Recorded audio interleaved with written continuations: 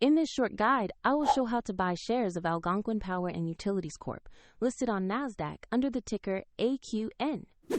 Algonquin focuses on renewable generation and regulated utilities, and this video is educational only, not financial advice. To buy shares, you need a broker, and we use eToro as a neutral example to demonstrate the process.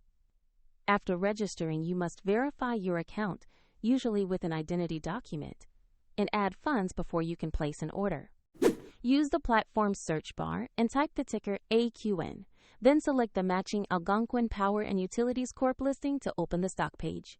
On the asset page, review the basic company information and the price chart to make sure you have the correct Algonquin listing for AQN. Click Invest or Buy, choose the amount you want to invest, then carefully review the order details and confirm the purchase. If the market is closed, the order may be queued for the next session, and if you lack sufficient funds, the platform will request you add money before final confirmation. After execution, the position will appear in your portfolio where you can monitor it. A link to eToro is available in the video description if you want to open an account.